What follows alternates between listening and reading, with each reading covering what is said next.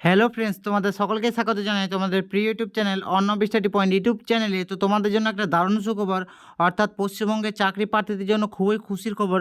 বর্তমানে পশ্চিমবঙ্গে জেলায় জেলায় অঙ্গনওয়াড়ি কর্মী অর্থাৎ আইসিডিএস ওয়ার্কার এবং অঙ্গনওয়াড়ি সহায়িকা অর্থাৎ আইসিডিএস হেল্পার পদে কিন্তু তোমাদের আবেদন শুরু হয়েছে।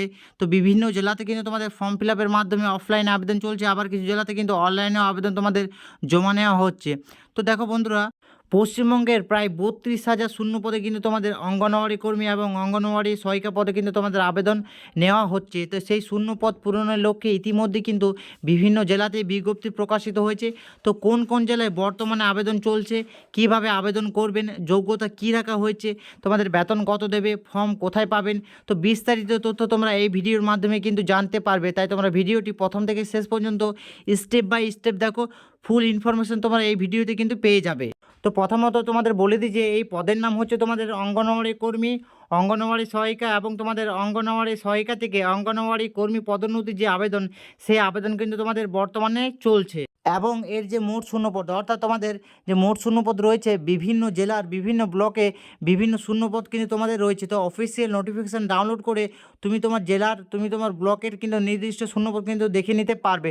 তো অফিসিয়াল নোটিশ কিন্তু যে ডাউনলোডের লিঙ্ক, সেই ডাউনলোডের লিঙ্ক কিন্তু তোমাদের ভিডিও ডেসক্রিপশনে দেওয়া আছে, সেখান থেকেও তোমরা কিন্তু ডাউনলোড করে দেখে নিতে পারো। এবং এরপর আমরা আলোচনা করব বয়স সীমা। তো অঙ্গনওয়াড়ি কর্মী এবং অঙ্গনওয়াড়ি সহায়িকা পদে তোমাদের আবেদন করার জন্য ন্যূনতম 18 বছর হতে হবে এবং তোমাদের সর্বোচ্চ বয়স তোমাদের 35 বছরের মধ্যে কিন্তু হতে হবে। এছাড়াও সরকারি নিয়ম অনুযায়ী এসসি এসটি ওবিসিরা কিন্তু বয়সের ছাড় পাবেন এক্ষেত্রে। এরপর আমি তোমাদের সঙ্গে আলোচনা করব কোয়ালিফিকেশান অর্থাৎ যোগ্যতা নিয়ে। তো তোমাদের কী যোগ্যতা প্রয়োজন, এখানে দেখো বলা হয়েছে যে চাকরি প্রার্থীদের ন্যূনতম উচ্চ মাধ্যমিক পাস হতে হবে। তো আগে এই নিয়মটি কিন্তু অঙ্গনওয়াড়ি সহায়িকা পদের জন্য 8ম শ্রেণী পাস ছিল। এখন বর্তমানে কেন্দ্র সরকার নতুন নিয়ম করেছে যে ন্যূনতম উচ্চ মাধ্যমিক পাস হলে তবেই কিন্তু অঙ্গনওয়াড়ি কর্মী অঙ্গনওয়াড়ি সহায়িকা আবেদন করা যাবে। অর্থাৎ তোমাদের এখানে বলে দিয়েছি যে উচ্চ মাধ্যমিক পাস করতে হবে তোমাকে, তাহলে কিন্তু অঙ্গনওয়াড়ি কর্মী এবং অঙ্গনওয়াড়ি সহায়িকা পদের জন্য তুমি কিন্তু যোগ্য। তাই এখানে তোমাদের বলবো যে তোমরা উচ্চ মাধ্যমিক পাস হলেই কিন্তু এই ফর্মটি তোমরা ফিল আপ অবশ্যই করে দেবে। এবং এর যে ফর্ম সেটি আমি ভিডিও ডেসক্রিপশনে দিয়ে দেবো, সেখান থেকে তোমরা কিন্তু ডাউনলোড করে অফলাইনে কিন্তু ফিল আপ করে নেবে এবং অনলাইনের যে লিঙ্ক সেটাও কিন্তু তোমাদের ভিডিও ডেসক্রিপশনে দিয়ে দেবো। তো সেখান থেকেও কিন্তু তোমরা ফর্ম ফিল আপ করে নিতে পারবে। এবং এরপর আলোচনা করব তোমাদের স্যালারি অর্থাৎ বেতনক্রম নিয়ে। তো এই যে দুটি ক্যাটাগরি রয়েছে অর্থাৎ আইসিডিএস হেল্পার এবং আইসিডিএস ওয়ার্কার। তো আইসিডিএস হেল্পার অর্থাৎ অঙ্গনওয়াড়ি সহায়িকার ক্ষেত্রে সেই বেতন হচ্ছে তোমাদের 6,800 টাকা এবং আইসিডিএস ওয়ার্কার অর্থাৎ অঙ্গনওয়াড়ি কর্মীর ক্ষেত্রে সেই বেতন হচ্ছে তোমাদের 9,000 টাকা।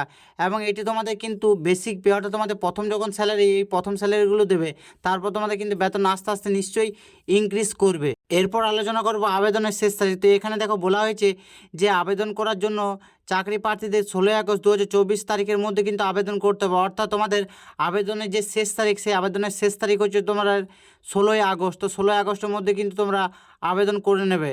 এবং তোমাদের আরেকটা কথা বলবো যে আবেদন তোমরা যে করবে, কোথায় করবে সেটা আমি কিন্তু এখানে বলে দিচ্ছি যে আবেদনে জমা করার ঠিকানা হচ্ছে তোমাদের নিজেদের সংশ্লিষ্ট এসডিপিও অফিসে গিয়ে কিন্তু তোমরা আবেদনপত্র জমা করতে হবে।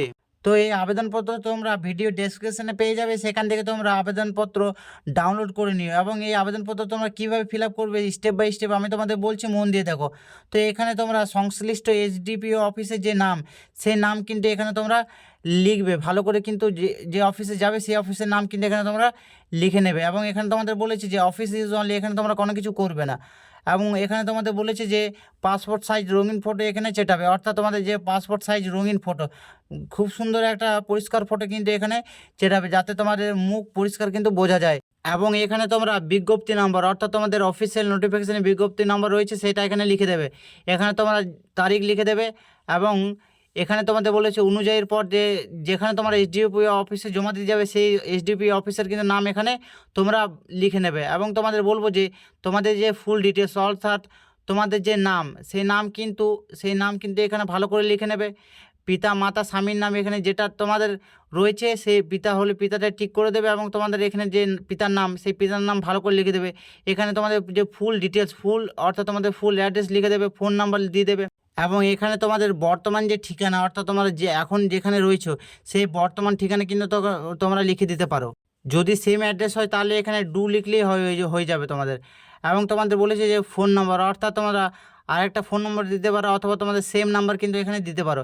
এখানে তোমাদের বলেছে গ্রাম পঞ্চায়েতের নাম বা ওয়ার্ড নাম্বার কিন্তু লিখে দেবে। জন্ম তারিখ অর্থাৎ তোমাদের যে জন্ম সার্টিফিকেট রয়েছে সেই তারিখ লিখে দেবে। অর্থাৎ তোমাদের যদি জন্ম সার্টিফিকেট না থাকে তাহলে ক্লাস 10th যে অ্যাডমিট কার্ড আছে সেই অ্যাডমিট কার্ডে যে জন্ম তারিখ রয়েছে সেটাকে এখানে লিখে দেবে। এবং তোমাদের বলে দিই যে তার যে জেরক্স কপি, সেই জেরক্স কপি কিন্তু সে অ্যাপ্লিকেশনের সাথে কিন্তু তোমরা নিশ্চয়ই দেবে। আরেকটা কথা কিন্তু তোমাদের বলে দিই, শিক্ষকতা যোগ্যতা অর্থাৎ তোমাদের যে শিক্ষাগত যোগ্যতা অর্থাৎ উচ্চ মাধ্যমিক, সেই উচ্চ মাধ্যমিক এখানে লিখে দেবে। এবং প্রমাণের যে সার্টিফিকেট অর্থাৎ তোমাদের উচ্চ মাধ্যমিক যে সার্টিফিকেট যেমন অ্যাডমিট কার্ড, রেজিস্ট্রেশন সবগুলি কিন্তু জেরক্স করে আবেদনপত্রের সঙ্গে দিয়ে দেবে। এখানে তোমাদের বলেছে যে নাগরিকত্ব সংক্রান্ত প্রমাণপত্র অর্থাৎ ভোটার কার্ড, আধার কার্ড, পাসপোর্ট, রেশন কার্ড যে কোনো একটা কিন্তু এখানে দিলেই হবে। আর সাথে তোমাদের যে জেরক্স কপি সেটা কিন্তু তোমাদের এখানে লাগবে।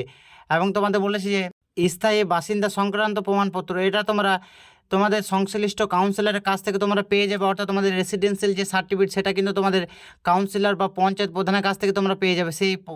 সেই কপি আসল কপি কিন্তু সাথে দিয়ে দেবে। এখানে তোমাদের জাতি অর্থাৎ তোমরা কোন জাতিতে বিলং করো, তফসিলি উপজাতি কোন জাতিতে সেটা এখানে লিখে দেবে। এবং তোমাদের যে জেরক্স কপি সেই জেরক্স কপি তোমরা কিন্তু আবেদনপত্রের সঙ্গে কিন্তু তোমরা দিয়ে দেবে। এবং এখানে তোমাদের বলেছে যে অন্যান্য যোগ্যতা যদি থাকে অর্থাৎ তোমাদের এখানে যদি অন্য কোনো যোগ্যতা বা এক্সপিরিয়েন্স কিছু থাকে তাহলে কিন্তু এখানে লিখে দেবে। এবং তোমাদের যে জেরক্স কপি তো সেটি জেরক্স কপি তোমরা কিন্তু আবেদনপত্রের সঙ্গে দিয়ে দেবে। এবং তোমাদের এখানে বলেছি যে অর্থনৈতিকভাবে পিছিয়ে পড়া সম্প্রদায় 2024-25 সালের জন্য অর্থনৈতিকভাবে পিছিয়ে পড়া যে সম্প্রদায় অর্থাৎ তার যে প্রমাণপত্র সেই প্রমাণপত্র তোমরা যে জেরক্স কপি সেই জেরক্স কপি কিন্তু আবেদনপত্রের সঙ্গে তোমরা দিয়ে দেবে। এখানে এটাই বলেছে কিন্তু। আর একটা কথা তোমাদের বলেছি যে সমস্ত কিছু হওয়ার পর এখানে দেখো একটা পুরো কথা একটা বলেছে, সেই পুরো কথাটা কিন্তু আমরা ভালো করে মন দিয়ে পড়বে। এবং তোমাদের বলে দিই যে এখানে তোমাদের প্রকাশিত যে বিজ্ঞপ্তি নম্বর সেই বিজ্ঞপ্তি নম্বর দেবে। এবং তোমাদের যে তারিখ সেই তারিখ এখানে লিখে দেবে। এবং এটা এখানে বলতে চাই যে যা ডিটেলস তুমি দিয়েছো সেগুলো সত্য কিনা এটাই এখানে কিন্তু তোমাদের বলেছে। এবং এখানে আবেদনকারিণীর স্বাক্ষর অর্থাৎ যে প্রার্থী থাকবে তার স্বাক্ষর এখানে কিন্তু দিতে হবে। আরেকটা কথা আমাদের বলে দিই যে তোমরা যখন ফর্ম ফিল আপ করবে কিন্তু 2-3 বার করে ভালো করে চেক করে নেবে ফর্ম ফিল আপ করার সময়, যাতে কোনো কিছু কিন্তু ভুল ভ্রান্তি না হয়। ভুল ভ্রান্তি হলে তোমাদের কিন্তু আবেদনপত্র ক্যান্সেল হতে পারে। এখানে তোমাদের বলেছে যে প্রশাসনিক কার্যালয়ে ব্যবহারের জন্য, এটা তোমাদের যে অফিসে যাবে সেখানে সেই অফিসার কিন্তু তোমাদের করবে, এখানে কোনো কিছু করতে হবে না। তো এটাই ছিল তোমাদের আবেদনপত্রের কিন্তু ফর্ম ফিল আপ। এই ফর্ম ফিল আপ করার সময় তোমরা আগেই বললাম যে 2-3 বার ভালো করে চেক করে নেবে। আমি তোমাদের স্টেপ বাই স্টেপ কিন্তু তোমাদের বলে দিয়েছি। এবং এরপর আলোচনা করব তোমাদের কিভাবে নিয়োগ হবে অর্থাৎ তোমাদের সিলেকশন প্রসেস নিয়ে।